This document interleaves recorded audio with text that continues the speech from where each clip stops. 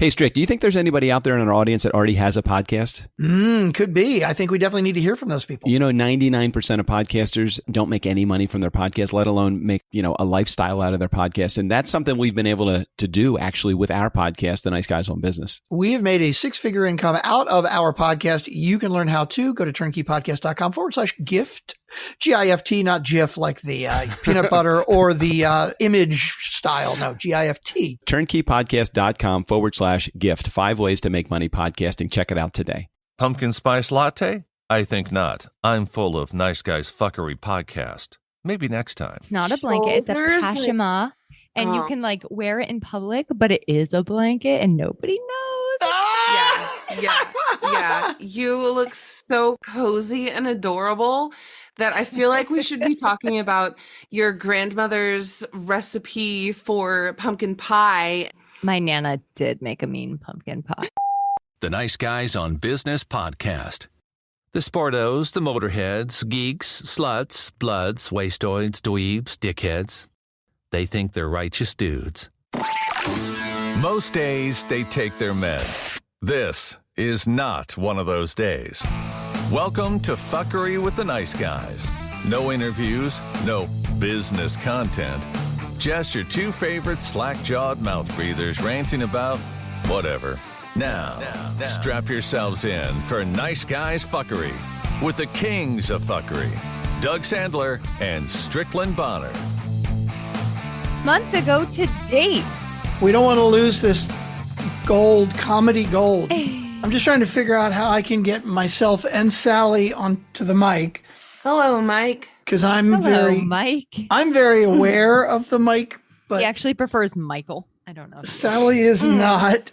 And so I got to make sure that mic placement and all of that good stuff. Now, we got to be careful to not. Okay, this should probably be good, like here. Not to bump heads. All right, well, Sally, let's more hear like you. I want to make sure I don't want to actually have to mix this, right? So I got to make sure that Sally's voice and my voice are balanced. Yeah. So I think if you sit up straighter, can you move the mic up a little bit for Strickland's face? But then Sally has to move in closer, tighter. Because I want to make sure you're hearing us at equal levels. Otherwise, I may have to actually do work, and I don't want that. Okay, let's hear you, Sally. It's me. Hi. Yeah. Okay, you're equal. Yeah. Okay, good. And I'm eating and drinking. And hey, welcome back. My name's Strickland Bonner. On the other side of the microphone, not Doug Sandler, because he is thousands of miles away in Hawaii on a ship right now. It is Emily Aborn, and joining me on my side of the microphone, that's right, it's Sally Nava. Ding dong. I am outnumbered today with the Y chromosomes. True story. What are you eating and drinking? And Sally, what do you have over there for your snacks and beverages? I have a glorious mug full of iced water right here. Delicious. Just so delicious. And so the context time is I have been working the day job reporting up until about 10 minutes ago. And, I don't know, Emily, if you're like this, I get into the brain set of the ultra focus, right? Yes. And it's there's reporting brain and then there's recording the fuckery brain. And they are very different in very different places. And I haven't really eaten anything all day. So I just 10 minutes before I shut down the reports and I'm heating up a little bit of leftovers, but I poured myself a little fireball to get into the fuckery brain. So that's where I'm moving towards right now. Where's the ASMR? Ooh, I love that. Clinkety, clinkety, Sally's clinkety. got her ice water. I've got my chamomile tea. We're good to go. I had a day like that too, Strickland, where I was driving around everywhere under the sun and I didn't have time to stop and get anything. And I had a crazy headache when I got home from not eating anything. It's not very good. Not very good, but it's gone now. I've replenished. That's what happened today. You've been in driving brain all day. Yes, and I did. Water bottles is actually on my list because I did pack substantial amounts of water for the adventures. As well, you should. So for those of you who were not paying attention, Sally and I got to meet Emily in person. Was it just a month ago? It was 1 month ago today. Wait, really? That's True. crazy. Wait, no. More like This is 5 incorrect. weeks ago This now. is incorrect because your birthday's on October 5th. Right. Okay. Didn't we meet the week before that? Yes. Okay, so like Yeah. 5 weeks ago. Okay. And so now, of course, I wanted to invite you on to the fuckery. And it couldn't just be you and me. It had to be you, me, and Sally, now that you've met Sally in True. person. And Now we're all real person friends. And I Right. shared, and when Emily agreed to come on, I said, hey, I hate to burden you with this, but if you wouldn't mind me asking, when I come on with Doug and I have nothing to talk about, we just find shit to talk about. But I am sort of when it's Doug and I play the guardrails, right? Like people may or may not notice, but I try to consciously be aware of what we're talking about. And do I feel that it is at least moderately entertaining? And if it's not, I try and steer us in a different direction. Having said that, I rarely plan anything or come with topics. Doug usually comes up with stuff. So I didn't want to come on and not be interesting. And so I asked Emily, would you mind coming up with some topics? And Emily said, well, of course, like she was planning on it already. Like, God forbid Emily would ever come to something like this unprepared. And that is one of the things that I appreciate about Emily. Thank you. This brings up 3 things for me. Number one, what is everyone's birth order? And how does that play a role in your preparedness, your responsibility, that kind of thing? Interesting question. Thank you. I am a compromising middle child here just to keep Compromising. everyone happy.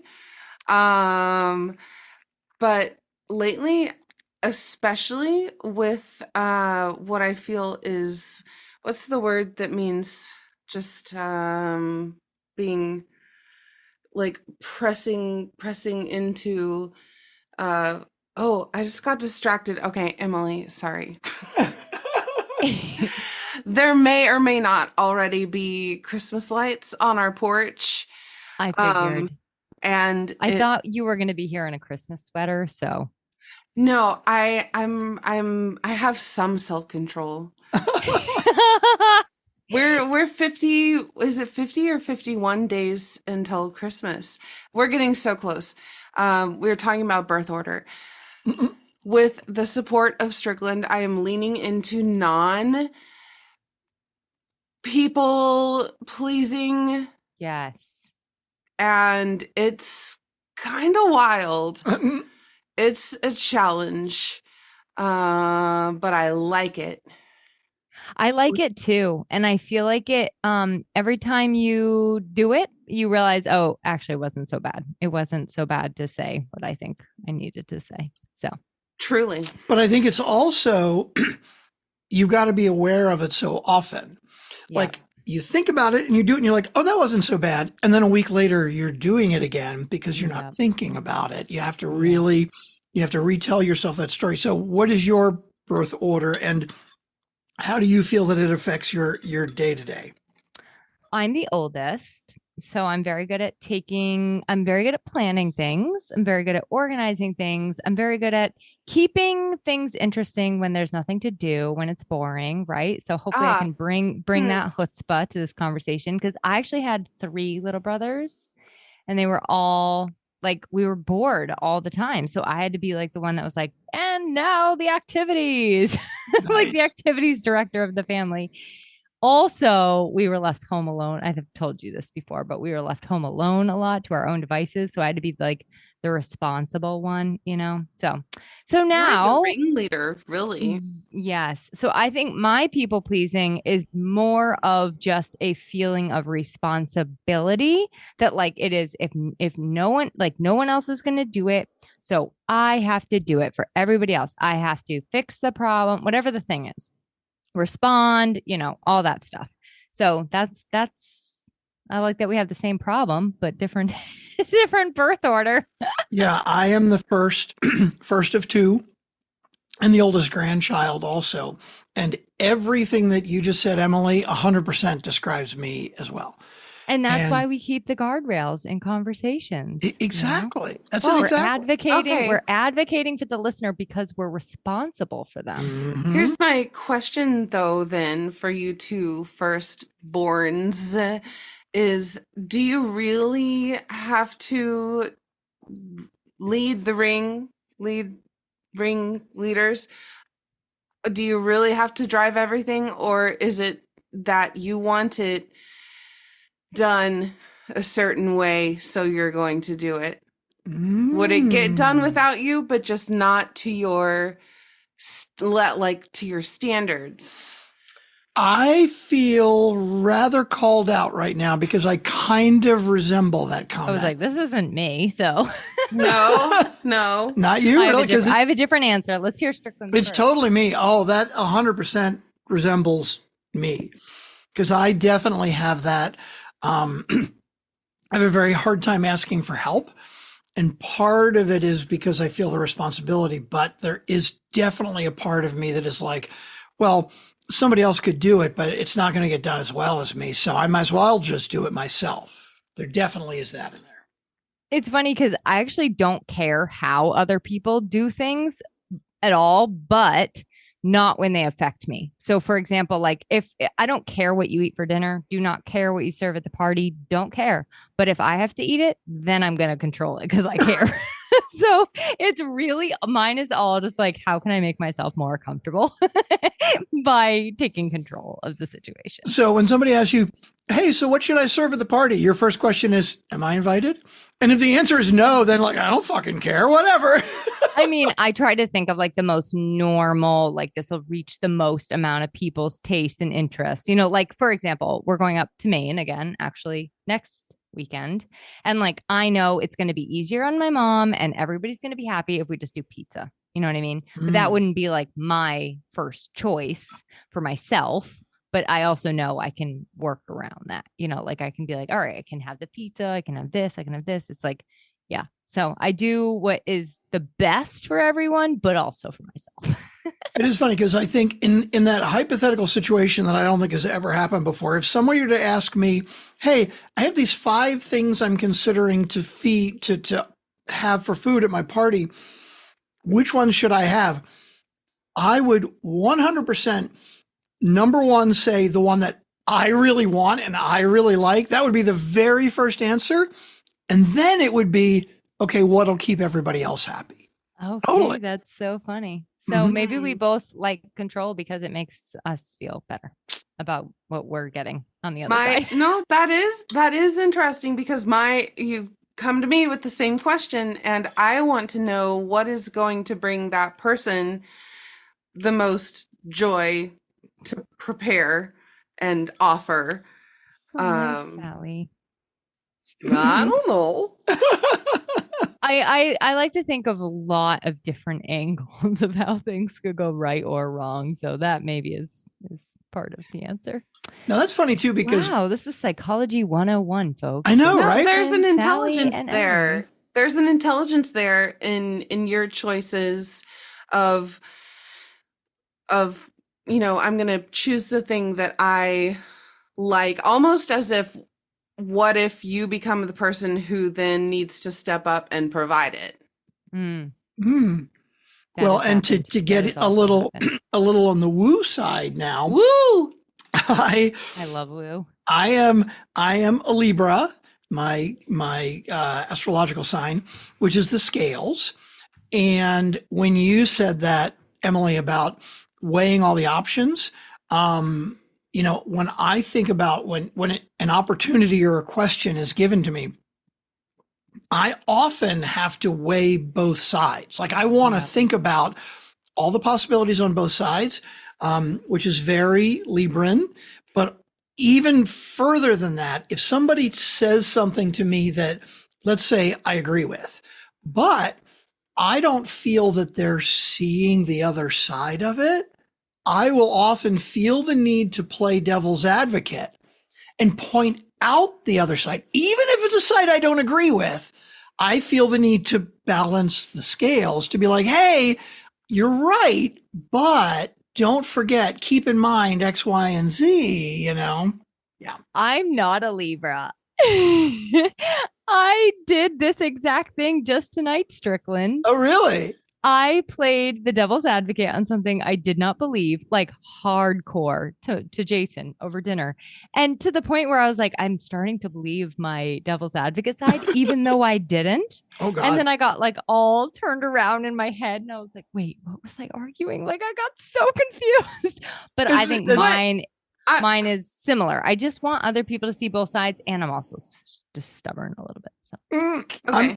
I'm super curious to the specific situation, if you can talk about I shouldn't say because it's a controversial issue, but it was a political thing, sort of. It was a social thing that I was like, I don't actually really agree that this is a problem as much as people make it out to be. But then I took the side of like, this is a huge problem and here's why. So, well, I'm curious. Like you're saying, I shouldn't bring it up because it's political, because somebody might get offended. Like Doug and I have never said anything that is our personal political opinion that might piss some people off. It's worse than that. We were talking, I don't know if I should say it. We were talking about the patriarchy. And I was simply, so he was saying, oh my God, I can't believe I'm saying this. He was saying that it's not as much of a problem as people make it out to be. And then I took the other side and like went hard, even though I actually am very much in the middle on it all and how it all plays out and who's provoking it and making worse things that are happening. So you're in the middle on the patriarchy? No, I'm not in the middle on the patriarchy. I'm in the middle on what is causing the problem. I think, okay. And I'm just going to say this, sometimes as women, we also do this to each other where we are actually making it a worse phenomena. And yes, yeah, that does happen for sure. And by the way, let's see, I don't know the specific situation you were talking about, but you've always lived on the East Coast, right? So I feel are somewhat insulated. I had grandparents who lived in Florida, okay, when I was growing up. And so I distinctly remember when I was like 10 or 11 years old, okay, I grew up in Baltimore. And at 10 or 11, I was like, white people, black people, whatever. Who cares, right? Same. And I go to Florida and I hear my cousins like throwing around the N-word. And I'm like, how backwoods are you people? Because from my upbringing, I'm like, oh, civil rights, that's another fucking generation. But it wasn't that long ago. And it's not the same all over the country. And I feel like even today, it's a lot of we as sort of like we're in Austin now, but like you grew up in Austin, but Austin is a very, blue dot in a sea of red kind of thing. When I think about the patriarchy and I think about like women who are expected to be at home to be the good wife and not work and make sure they have dinner on the table when they get home and everything, right? I say that like a joke, like who actually believes or subscribes to that anymore? But there are tons of people in the South, typically, and the Midwest who 100% still believe that. So I think you basically minimizing, the patriarchy is not that big a deal. I think on the progressive East Coast, it's not. I believe in the entire country. Every time I think, oh no, that's not true, I remember that fucking how many 70 million people still voted for Trump in 2024. Yeah. Anyway, not to get political, but there we go. I got I shouldn't have done it. Even today, with everything that's happening, there are so many people that still support him and like he's doing the right thing. Shut down the government because the fucking Democrats won't compromise. Like, what the fuck? Turn off Fox News for 5 minutes, please. Kidding, I know. Sorry, I'll get off my soapbox now. No, it's not a soapbox. It's a point of discussion box. I think I think that it's important to recognize where you're coming from and the context of how you're speaking and who you're speaking Yes. to. Yes. These things are imperative. And yeah, the issue of civil rights. Okay, so I have one of my jobs right now is in the distinctive collections branch of it's housed in the library on the university campus where I am, but it's not part of it. It's just attached to it. And I am going through thousands, hundreds of thousands of files of Senator John Tower, who was for the first Republican senator in Texas. We have just so much of his materials that were donated by his estate when he passed. And so I come across files marked civil rights, or files marked, what was the gun control bill that came out right after Kennedy was shot? There are a couple of them. But these things that seem so removed that it's just a couple of generations. And I think part of the problem with issues that stall out, that don't get completely burnt out the way that they should, is that people stop talking about them. Yeah. So I am 100% for, let's keep talking. Bring up the things, like feel uncomfortable, ask the question. Yeah. All of this. I am very I think pro. You're right. And giving people a voice at the table and really listening to what their concerns are. Because if somebody feels a certain way, not equal or marginalized, then we need to all know that so we can start working together. But what happens is that for some reason, those issues become the very things that we all get divided on, which is like, I don't know how we're not all just in this for equality and like oneness, but that's there's the reality that hot topic, hot button issues are going to always be used to divide us, because the people in power want to stay in power. And to do that, they have to seemingly divide us on these essential topics that aren't as divisive as they are presented to be. Yeah. Yeah. It's crazy that like Republicans keep saying like, oh, the government shut down. Well, tell the Democrats that we shouldn't have trans people in NCAA sports. It's like, okay, if you take the entire country, okay, there are fewer than 24 trans athletes that want to be in sports. In like 25, 26 people, we're having a national fucking debate over 25 people out of 200 million in the country. No, it's a fucking distraction. And you're right. If we don't stop talking about it, like, again, Epstein files, like, I believe the Republicans just keep pushing it away because they're like, if we stop talking about it long enough, they'll forget. Thank God it hasn't happened, that it hasn't been forgotten. But that is often what happens. If you don't keep talking about it, it's like, oh yeah, forget it. Just sweep it under the carpet. Who cares? Let's add a little fuel to the fire. I just had to crack up at this yesterday. So apparently yesterday, government's been shut down, 38 days? It's something like that. It's the most, it's coming up on the most. Well, coming up on the longest, but it's only, right now, it's the second longest compared to the last time Trump was in office. Oh, okay. For some reason, I thought Truman or something like that had one longer. I thought it was Truman, but I also could be wrong about that. So yesterday, You know what I want to talk about? Hold on. Yeah. Y'all can't see Emily because you can't see us at all. You can only listen to our dulcet tones. You have a sweater on, and do you have like a blanket around your it's not a blanket, shoulders? It's a pashima. And you can like wear it in public, but it is a blanket and nobody knows. Yeah. You look so cozy and adorable that I feel like we should be talking about your grandmother's recipe for pumpkin pie. And here we are talking about patriarchy. My Nana did make a mean pumpkin pie, but Of course, Nana made a mean pumpkin pie. and pumpkin whoopie pies. Oh, whoa. True of Maine, you know. But back to Trump. It's cold here, Sally. It's like 30 I've been building fires every morning, It's you know. 30? 3-0. Overnight, Wow. Okay, here in Austin today, I had my window open in my office.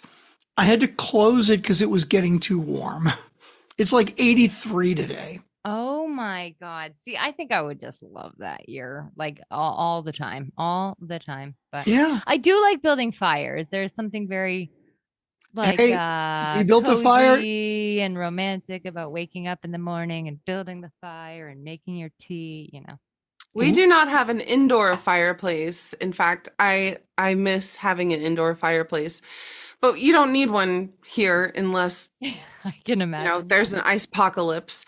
But we did build a fire. I say we built a fire. I enjoyed a fire yesterday that Strickland built in our little chimney, cute little portable fireplace outside. Lovely. Yeah. Under the And we full made moon. s'mores. What's that, Emily? I said under the full moon. That's Yep. so nice. Under the full moon. And we made s'mores.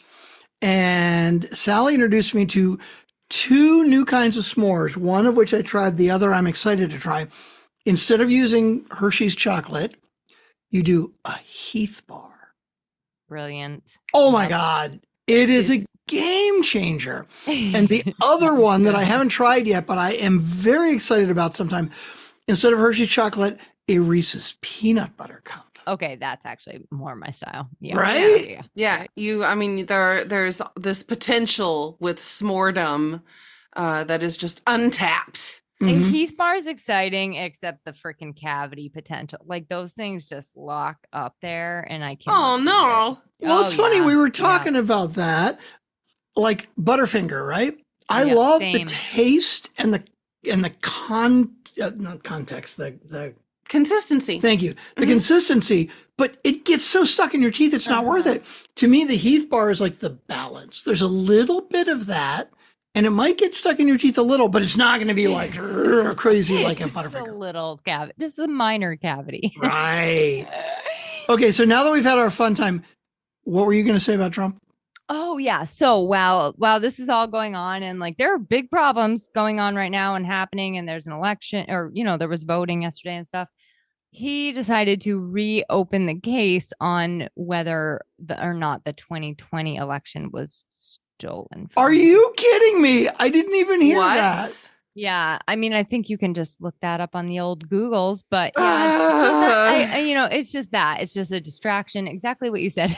So when I saw that in the comments of sadly, I got this bit of news off social media. I try not to get my news off social media, but in the comments, there's all these people saying, "How about the Epstein files?" Right. Yeah. Exactly.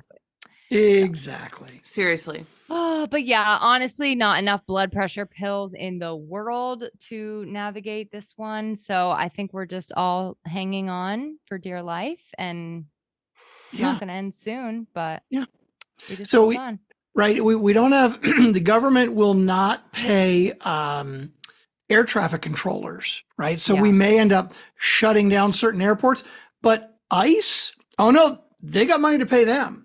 They can totally pay the salaries of ICE, but not, I guess air traffic controllers are not as essential as trying to deport people who may or may not be American citizens, So you both probably have health insurance through companies. Am I correct in thinking that? I have health insurance through my university. Okay, for that's nice. the next several months. We both, and I'm like kicking myself, but we both have health insurance through the marketplace, whatever it is. So that's going to be real fun come New Year. Like, I don't actually know what I'm going to do. I'm already at the point with my deductibles where I'm like, I'm dying, but I'm not going to the doctor because I don't want to pay. Not literally, Sally. I'm not literally dying. Well, But, you even know, if you're figuratively dying, I'm not okay with yeah, it. like one time I went and got a bunch of tests and then like they send you the bill and you're like, oh dear God, it was like $2,000 for them to tell you nothing, like nothing to go to be found out about this.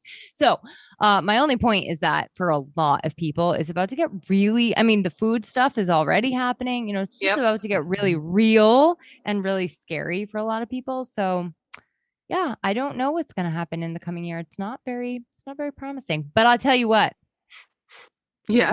we gotta focus on the things we can control, like the pizza at our family parties. No, but And truly. yeah, and the things that bring us like little tiny joys. So yeah, maybe we could share that next. Like what brought us joy in the past week. Oh, There you go. cute. Yeah, there we go. Is that your next topic? That was a good segue. I just actually pulled that one on my armpit, but it feels like a good one. You really pulled it out of your ass, but you're trying to be polite and not No, curse. she pulled it out of her arm. Arse. Out of my Armpit. Armpit.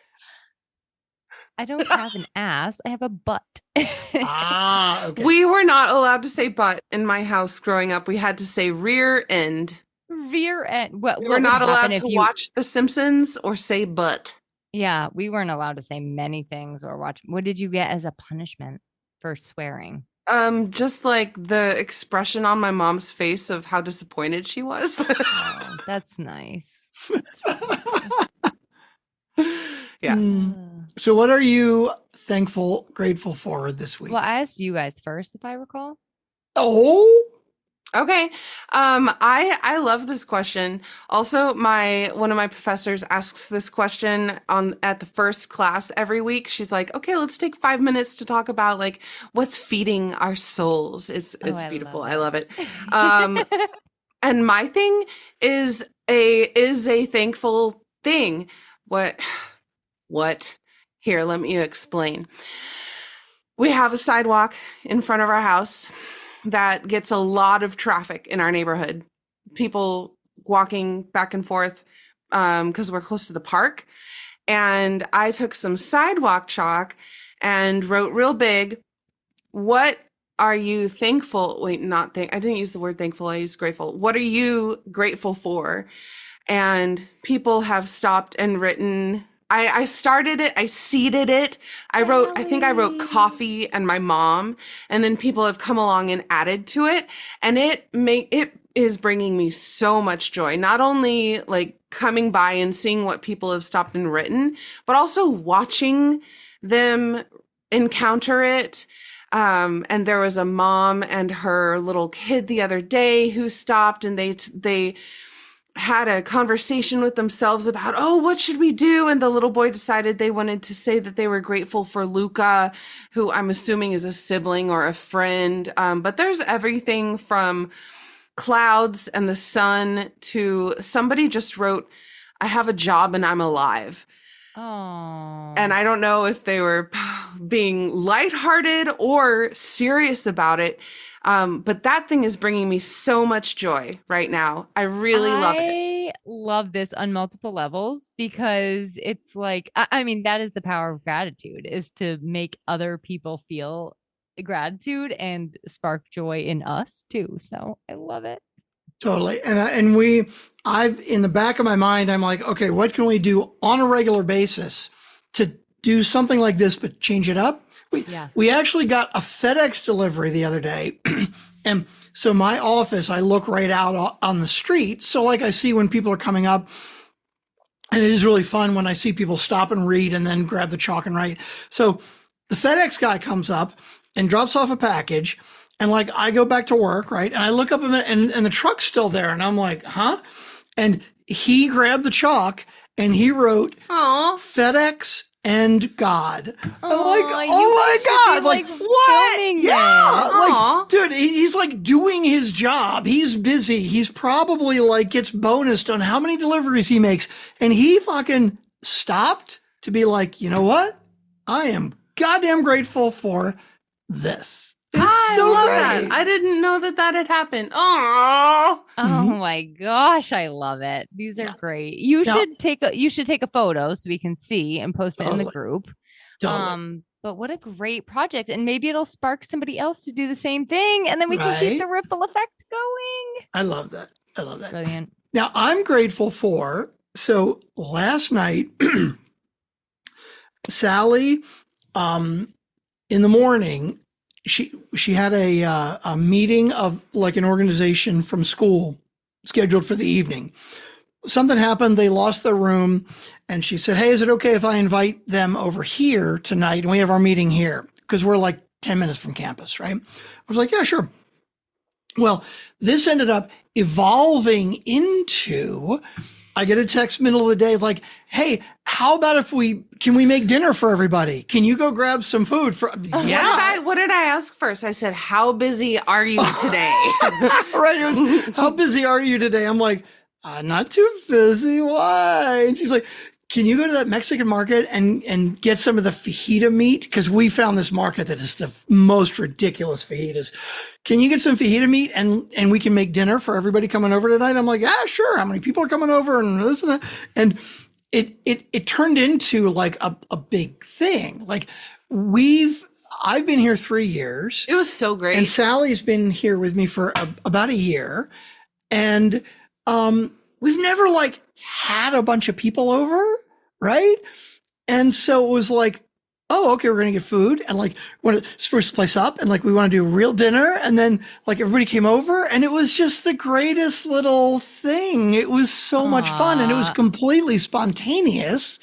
But it was like, we need to do this more often. And it was so great to meet her friends, even though they're all like 21-year-old college kids, you know? Yeah. No, one of the students who's a member comes inside and like takes a breath and looks at me and goes, I needed this. And I was like, oh, fuck yeah, you needed this. It's community. Mm-hmm. We need our community. And we don't focus on it enough, I don't think.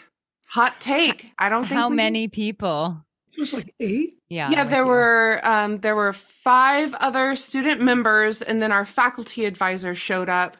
And we have a community partnership with 2 other people who also came. This is SUNA, Southwestern University Natives and Allies. And we have just really gotten off the ground here and yeah.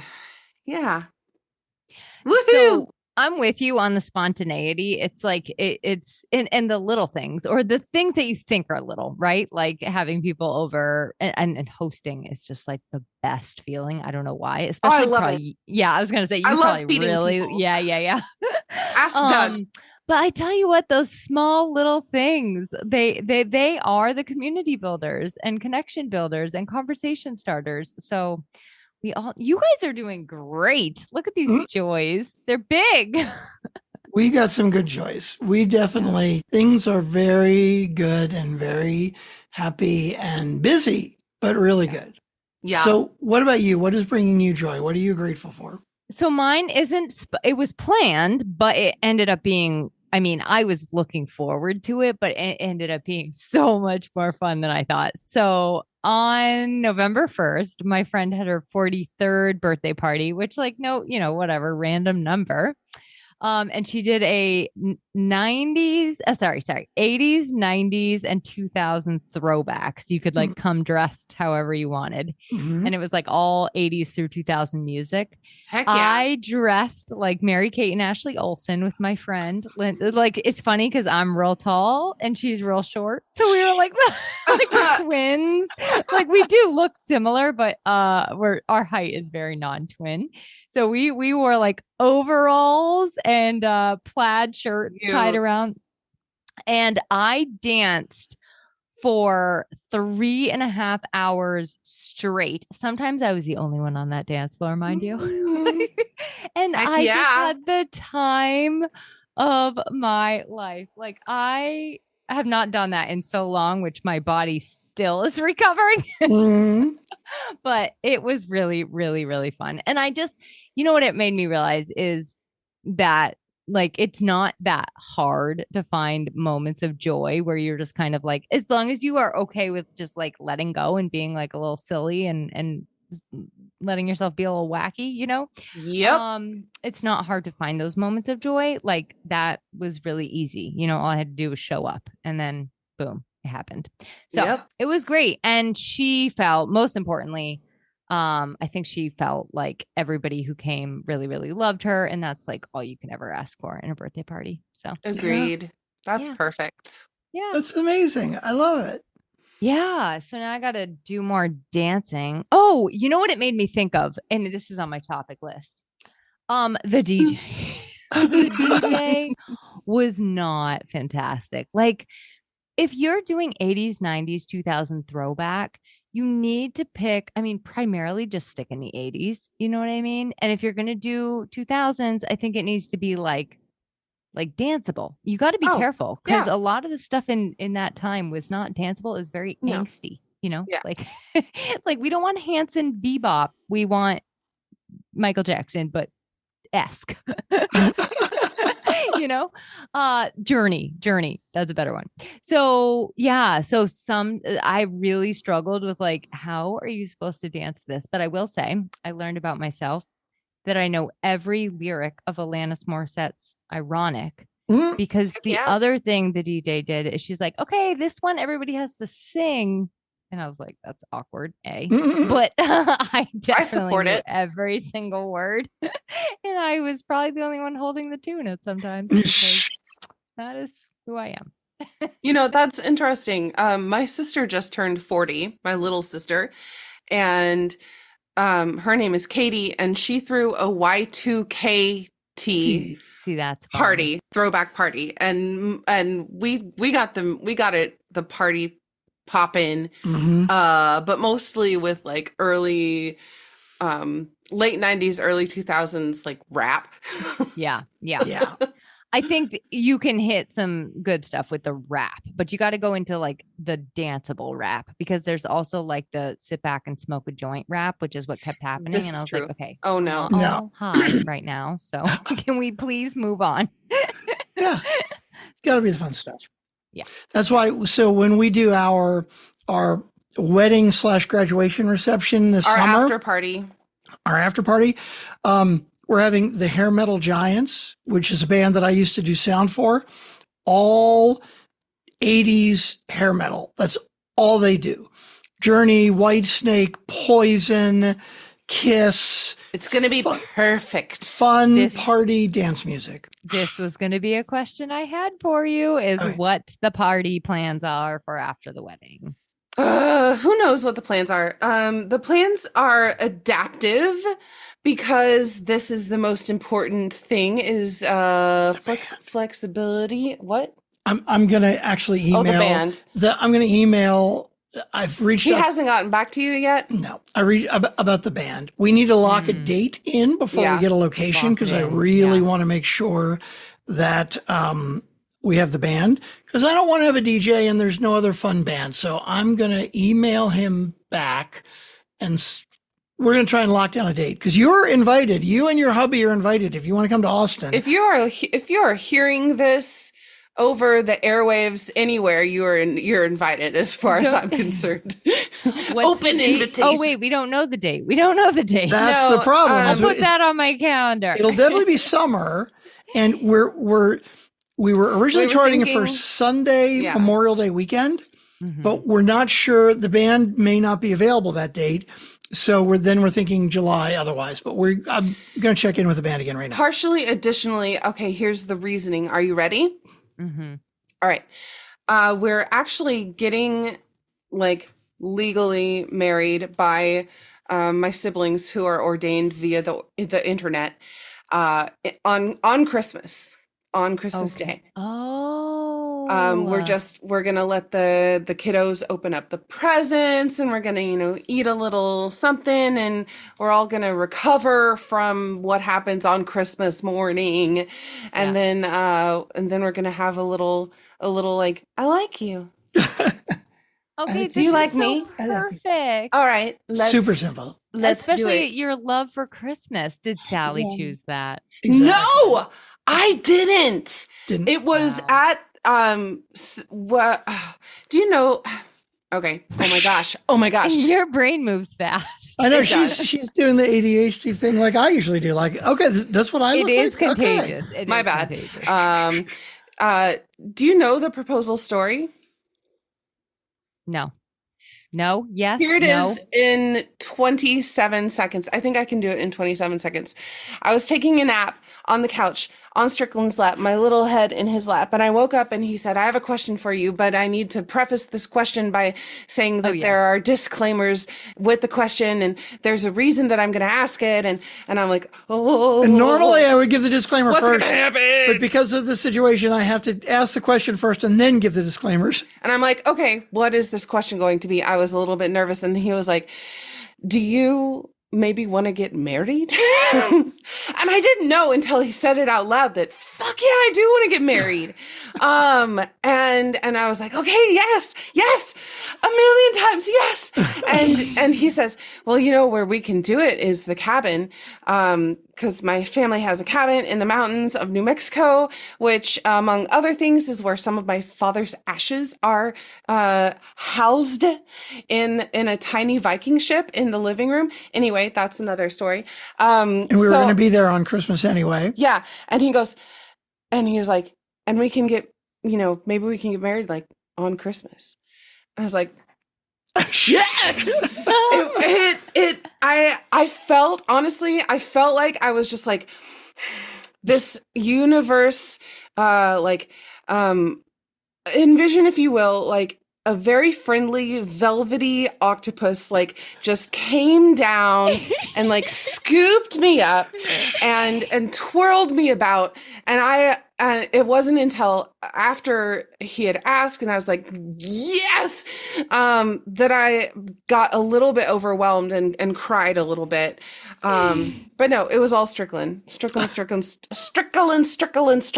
Well, I don't know the story with all the wonderful adjectives and descriptive language. I just know it very briefly in Strickland's words, and I didn't remember. So I love this. So there's the story. Also, I find it hilarious that that's like how you woke up from a nap. Yeah. And it was the best nap because something happens to me chemically when I'm sleeping on him. Something happens to me chemically that I get like the best sleep, the deepest sleep. And also like I woke up and he was like looking at me with this tender love and I was like, Oh, you know that like groggy feeling you sometimes have after a nap where it's like hours later and you're like, oh my God, am I still sleeping? I bet that I do know. happened that day. Have you ever been proposed to in that space? Not in that space. Nope. Mine was totally different than that. So now we have to ask about that. How did Jason propose to you? It was Christmas Eve. More Christmas. I know. We always go to his family in New Jersey. Well, we took a couple years messed up because of the pandemic and stuff, but we go to his family's his sisters in New Jersey and we're getting ready to go, but we always have like our Christmas on Christmas Eve. That's like our tradition. Yeah. So I actually was in a bad mood because we had a retail shop at the time and like it was long hours, long days. And I came home and I'm just like I was just grumpy. So I'm doing this crossword puzzle, which wow, say the word, Emily. Ironically, remind me of what the title of the crossword puzzle was after. Okay. So I'm doing this crossword puzzle like at the table and he's like trying to talk to me and I'm kind of like being dismissive. And then all of a sudden I look down, he's like on one knee and I was like, what's going on? Like I was very confused. I was like, what is happening right now? Are you okay? Like, do you need medical assistance? This is the universal sign for choking. And then he proposed and it was like so out of the blue and like I always said like I don't want to get married until I'm this age, or I wasn't super interested in marriage specifically. But then once you said it, I was like, yes, I do want to get married. So same thing. Looking back, so I saved that crossword puzzle and I never looked at the title that night. What was the title? With this ring. Shut up! True story. Wow. That's nutballs. So one of the little things we Fucking did love at it. our wedding was like I had these crossword puzzles. Actually, Erica made one for me once. It was really cute. But I had one Aw. like custom made for our like wedding guests, so they could Uh-huh. all like fill it in. But so that was fun. Actually, I think she did it for other people too, not just me. Maybe Doug. She made one for Strickland for his Okay. birthday. Yeah. Mhm. Oh yeah, so Christmas marriage. Now I think it would be adorable to do Christmas in July for our after party. I love that plan. Yes. Yeah, Yes. and have like some little elements of Christmas in July because yes, I do love Christmas, and then the people in attendance can feel like a part of, like an echo of what the actual getting married on Yes. Christmas was. And thirdly, I don't know if I've done 2 points, but I'm gonna say thirdly, I'm graduating in May, the weekend before Memorial Day weekend, and it's going to be intense. I want to enjoy the after party a lot, and I can see myself potentially being just like a wet noodle, a limp wet noodle. My recommendation also, if you can swing it, is to just have somebody do like the coordination and planning for you so that you guys, because it's really actually, you're probably great planners and I am too, but it was really stressful. I planned my whole entire wedding and I was I was like the point person that day. Bad idea. Like, I'm like, who thought of this plan? It was just really stressful. And it's like what I do and what I like, but it just wasn't in that day. Looking back, I'm like, that probably wasn't in my best interest because I could have just relaxed and it wasn't relaxing. Or would you have relaxed because as a firstborn, perhaps you would have wanted to be in charge? We had a couple things that made it less than soothing. I'll say that. But alas. Yeah, I think there were things we did well, and then things like our DJ was fantastic. Everybody raves about the wedding. It was a lot of fun for people. It was very stressful for me. Like the flowers, which I didn't even really like know you needed all that stuff until people were like, oh, by the way, I'm like, oh, dear God. We're not going to have flowers. We're going to have bouquets of tiny little, we'll have fireball and lollipops. I don't know. Something like that. We'll figure it out. Mine came like an hour before the ceremony because the lady overslept. She wasn't answering the phone. It was like so intense. Like I'm just like, what is happening? Yeah. Anyway, that's awful. I think someday we'd like to do the whole like vow renewal and just make it like how we would have, how we might want it. Yeah. We should all, the four of us, go to Vegas sometime and do that. We'll have Elvis officiate. Exactly. The little white wedding chapel. Vegas still makes me like nervous, but that's fine. Okay. So, and I remember you mentioning this before. Have you been? No. It's not my scene. I mean, I'm a New Hampshire girl. I don't know. No, I already know that's not my scene. I don't even like theme parks. It's too much. It's too noisy. I don't need to experience it. I have 3 questions for you. Yeah. Do you like food? Not really. Not like you think. Not like eating out and going to try new restaurants and stuff. No, I like to eat my food at my house with nobody else around. Okay. Number 2. I'm nervous now. Do you like people watching? Yes. Okay. Number 3. Do you have 2 nostrils that you breathe through? Yes. Okay, 2 out of 3. But you're gonna love Vegas. Sometimes one is blocked. Oh, no. I do not gamble. I do not drink. I do not partake in much of what Vegas famously offers, and it's so much fucking fun. Honestly, I do, like I said, like I really loved that party. I like partying, even though I don't like you. I don't drink, I don't gamble, I don't smoke, but I love a good time. So you like to dance, apparently. Yeah, I freaking love dancing. Vegas. You should totally, baby.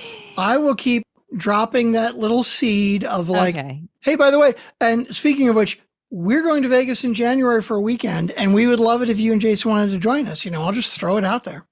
Okay, throw it out there. We'll see what happens. I'll add it to my calendar. We're going to be offended if you don't show. Don't say that. No, Sally. yeah, hell yeah, we're going to throw the guilt on You there. can't use the people pleasing guilt card Never. and responsibility Never. card back at me. That's not fair. Okay, another topic on my list. Do you guys like games? We talk on this show a lot about TV shows. And movies and stuff? Do you like games? Love games. Keep it I love PG. board games. We don't play them enough. Like we always say, we're going to find like a board game night or have a board game night, and we end up not doing it. You just traumatized me with that question. Why? Do you like games? Yeah. Okay. Sorry. I didn't realize I asked it so ominously. You like I was didn't. You about to didn't lock answer. you in a You didn't ask it basement ominously and at all. play But what with did you. my brain do? Yeah. My brain was Would like, you like to play a game? Little Matthew Broderick war games action there. Yeah. no, I was Oh thinking my more of the God. Saw baloney. Oh, shit. Which I've never seen one of those movies. Okay. I like games, but I am rather infamously competitive when it comes to a game. I like to win. That's okay. No shame in that game. You know what I mean? Like we all like to win. Okay, if everyone could see Sally's face right now, it's hilarious. And also I feel similarly. Yeah, I like to win too. But I've learned, Sally, and perhaps this is something we could embrace together. Mm. It's about the journey. It's Is it about though? the time together, Is the it though? community, the conversation, the journey. You clearly did not grow up in a home where within the boxes of the board games, there lived a piece of paper that you had to sign if you lost. Oh, no, we don't have that.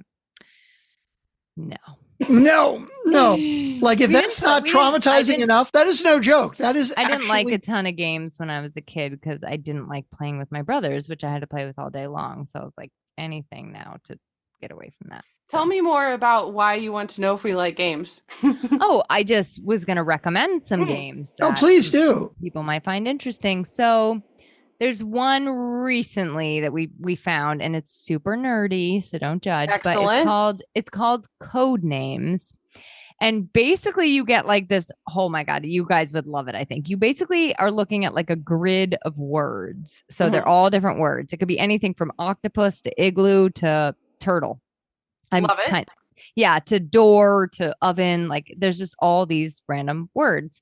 And you have to give one word that describes as many of the words that you can as possible. So like Oh, I freaking love it already. Yeah. Oh my God, it's the best. So I You're might Santa. say three words, and then it's like, okay, oven, wonderland, coach, right? So like I have to try to link oven, wonderland, and coach, and my word to link those would be clocks. The other person's looking at all the words, and they have to like figure out which ones you're picking based on your one word clue. Cute. No, I And you love can this. like, yeah, and you can like hit it's like Battleship in that you can hit like a strike, and then it's all over. And it's all over. Nice. Yeah. What else? What other games did you recommend recently? Are there others? Yahtzee, we love. That's an old classic. That I'm super competitive in. Yeah. Rummy, cribbage, all those kind of things. But yeah, I just love games. Have you ever played Villainous? No. I need It's to write that really down. fun. So there's a game called Disney's Villainous, and it is not at all a kid's game, even though it says Disney's Villainous. The idea of it is you play a Disney villain, and you are trying to complete your evil task. You have a quest that is like, maybe it's like you have to have the lamp of Aladdin in the library with a squirrel tail. I don't know. But it is the Disney heroes are working against you. So you have to be as mischievous and deceitful as possible to try to complete your villainous task. Devious? Were we combining deceitful and devious Maybe. with devious? Maybe. Okay. Couldn't come up with a word. And so the core game has 6 different villains. Each villain has their own specific task, like their own goal. And so as the other villains, when you're playing against each other, you are trying to throw a wrench into the other villains' You don't want plans. them to win. So I you like basically end up this. throwing heroes at them, right? And it's super interesting because every villain's goal is different, and there are different ways you have to get there. So the strategy is always a bit different because it depends on who you're playing against. So at the same time, you're basically saying, I need to take steps to get to my own goal. But at the same time, I want to make sure my opponent does not get to their goal. So you're playing offense and defense at the same time, but you have to play it differently because where you're trying to get is different, and how your opponent is trying to get is different all the time. And there are different qualities about each villain. So maybe Ursula like can't win if she has one tentacle upon the sea or like something. Right. How many people can you play with? So what's great about it is a great game for two people. And which what there are a about lot of games that are- children? What for children? No, not really made Not for really. children. Okay. It's strategy. You really got to think about. I mean, a teenager, sure, okay. Younger than a teenager, I wouldn't recommend it. But you can do technically 2 up to 6 people. Oh God, I would not play with more than 3. I've played with 3 or 4 before, and at 4 people, it can become a very long game because you're playing against 3 other people, all of whom are trying to hold you back, and it can get really long. It's a great 2-person game. And the cool thing is they have expansion packs that have different villains. So like I've got 2 of the expansion packs that each have 3 villains. So it's like there's like 12 villains you can play with, and they're all depending on who you're playing and who you're playing against. It's all very different. It's pretty fun, and it's a good balance of using your brain enough, but not having to be like a brainiac to potentially win. Yeah. Okay, I challenge you guys to do that on your next date night adventure, and I'm gonna look into it. And see. It's been a long time since we played. Yeah. So we should do that. And I really want to look up code names. It sounds interesting. Mhm. Yeah. And it's quick. I like that too. Is we like a game that has a quick round, and then you can, keep on playing it. Have you ever however many played times you want. Exploding Kittens? I think my niece or nephew taught me that. Well, that's a I think great it one. was If my you nephew. want quick, like 5-10 minute round, Yeah. but very not safe for work.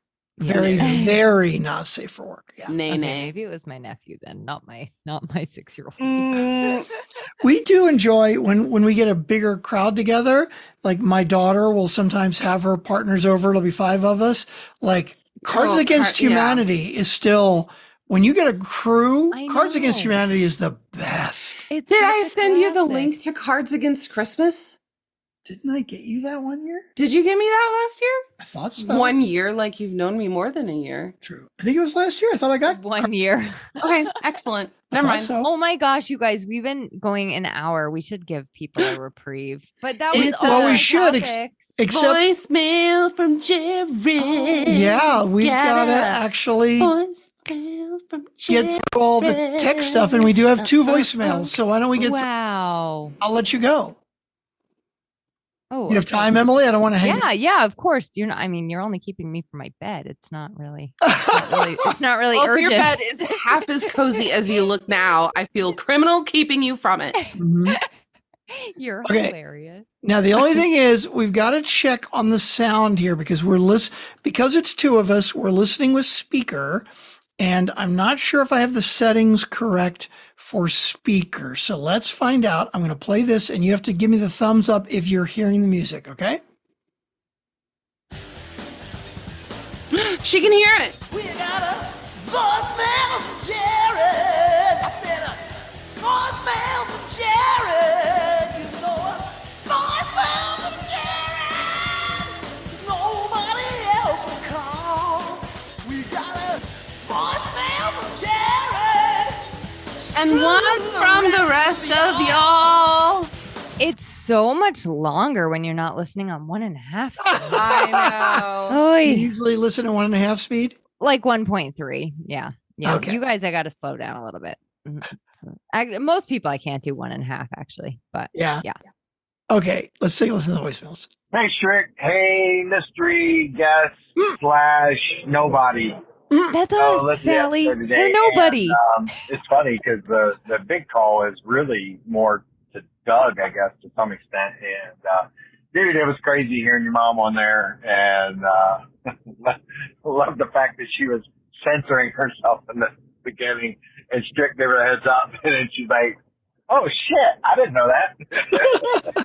That was funny. Oh, gosh. Anyways, it was great to hear your mom on there and her boyfriend and hearing some of the story there. And then, of course, Doug, oh, my God, you were asking him about not being able to get the one sister, so he went after the other one. But it sounds like you guys have a wonderful relationship, even with him not being married to your mom. It sounds like everything is really cool there. So that it was good to hear. It's always awesome to see behind the scenes, and I personally love hearing the stuff you guys talk about on the fuckery days, and when we get to see more into your lives, it's pretty cool. So I just wanted to get that shout out, even though, Doug, I know you'll probably never hear this because you're going to be out in the ocean, and I kind of doubt the one thing you do is try to download the episode, listen. But who knows? Maybe you'll shock us all. Anyways, appreciate you guys. Love the show and really enjoying this episode. Take care, fellas. I agree with Jared 100%. I doubt very seriously that Doug is going to hear this episode. But Doug, if you are listening, you better fucking call in and leave a voicemail for next week. Yep. That's all I can say. Let's see something nice funny about Doug. We love Doug. Let's affirm Doug. He's okay. Let's see. Oh yeah, he loves words of affirmation, but he's probably not going to listen to this, Sally. I don't know if we should waste the breath. We should write him. We should write him cards. Okay. You know, yeah. No, I like that. Really personalize it. Put some time into it. Yeah. All right. Because I don't think he'll listen, and then it will be so sad. I mean, I guess we could still say nice things about him, but let's just think them instead. Okay, wait. Let's just everybody on the count of 3 think something nice about Doug, whether you're here recording with us or listening. Get ready. 1, 2, 3. Okay.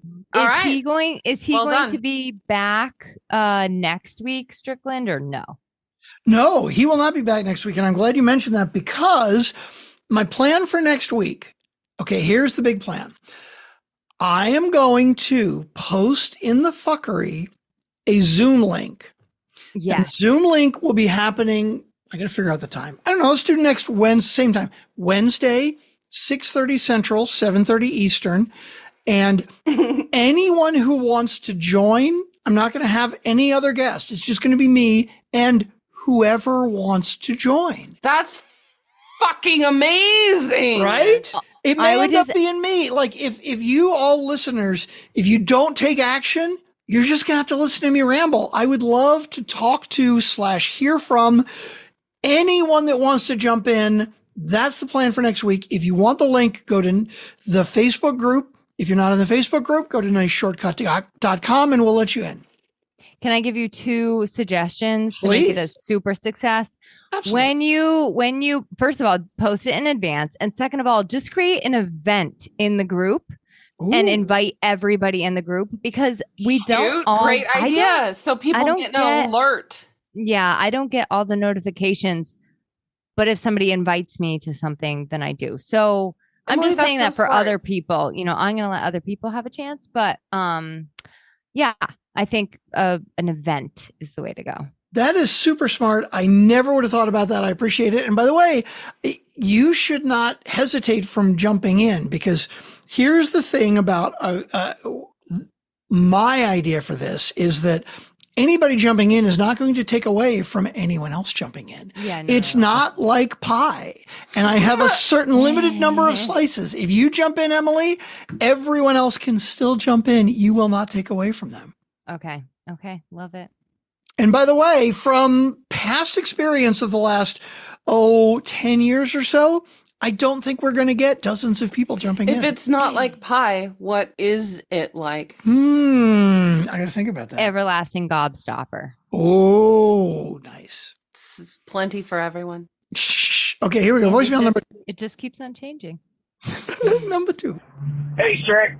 Yeah, man. Now that Doug's gone, we can actually speak the truth here. So he, as he was saying in the episode, that everybody knows you carry at least 51% of the burden, and he talked about when you only saw one set of footsteps, it was you carrying them. Wow, man. We all know the truth. All Doug carries is the voice because he talks over you. And we know that you do 95% of the work, so it's okay. It's okay, man. He goes out 5% of the time. He does the sales, and he talks, but we know the heavy lifting is all done by you, buddy. All right, man. Appreciate you, and love the show. I can't wait to hear next week and what you put together. You're now talking about possibly doing a group call, and I think that'd be fantastic. But you're not going to hear this until the next episode, so it's irrelevant what I say here. See you, buddy. Bye. It's like you read your mind. And I was actually planning that. The reason I didn't do it this week is because I wanted to make the announcement, give everybody fair warning, let everybody know. And Jared, while I appreciate the credit, I can't really take 95% of the credit.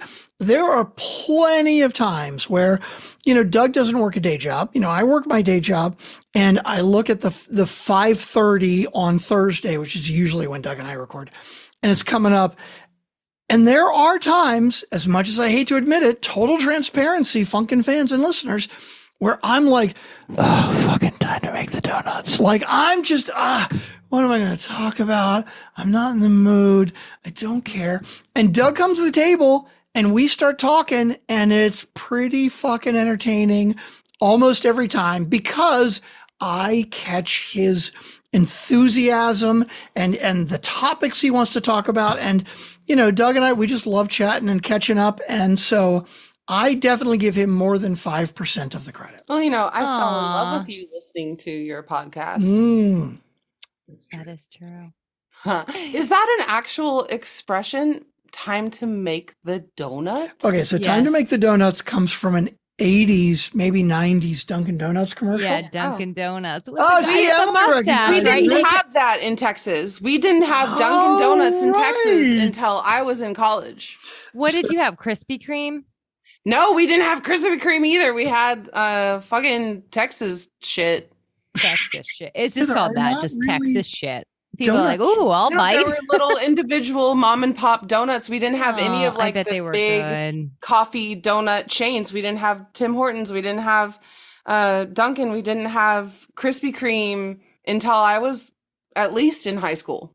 I bet the mom and pop ones were real good. Oh, yeah. Yeah. Anyway, what were we talking about? Lost my train of thought. Time to make the donuts. How you don't have enthusiasm until Doug shows up, and then he actually gets more of the credit than Jared was saying. Yeah, I think Doug and I are a good team. And I get nervous anytime I have a different co-host, a guest co-host, whoever it may be. Even us. Emily and I. You nervous right now? Have you been nervous this whole time and you haven't told us? No. Even Simile? Now, fortunately. Simile. Fortunately, as soon as I said to Emily, and I felt bad obligating you, like as soon as I said, would you mind coming with some topics? And you were like, of course. My mind was at ease and I was totally good with it and ready to go. So no, I have not been nervous because I have felt like it has flowed. Now, there have been other times with certain other guests who shall remain unnamed, who are not Doug, where, we're like cruising along and I totally am feeling like, fuck, this is like not that interesting. How can I make it more interesting? You weren't nervous tonight when I was still napping at 6:20? Nope. Not even a little bit. I was taking a nap and he comes in and he's like, I haven't had dinner, so I'm going to heat something up and then and we're recording in 10 minutes. Donut. Yeah. And I was like, okay, let's make some donuts. Sally's like, yes. I'll show you and I'll put a link in the show notes to Time to Make the Donuts. Yeah. Yeah, it was definitely. I like it.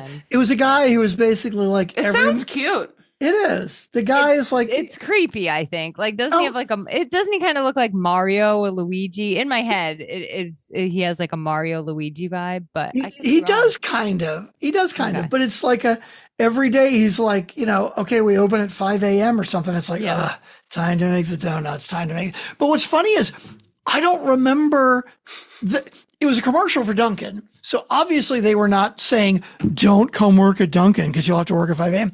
There was some positive twist to it at the end, but I don't remember the positive twist. I just remember dedication to the craft of the donut. Time to make the donuts. Dedication. I guess. Still time to make the donuts. It's always time. All right. Okay. We should let people go. I'm feeling like, we don't want to lose them. We want to keep them engaged for next time. And Agreed. I hope our topics delivered on excitement, adventure, and political angst. I give it 2 thumbs up on all those categories. And if anybody wants to join us next week, go to the Facebook group and find the event. I'll have to figure out how to create an event. I will help you, my love. Yay. Mm-hmm. There we go. Teamwork makes the dream work. Okay. Who wants to say the final line? Sally does. I said it last time. Steve O'Brien. Steve O'Brien, take us out of here. For the Nice Guys on Business, I'm Steve O'Brien. Fill up your week with the nice guys. That's their story, and they're sticking to it.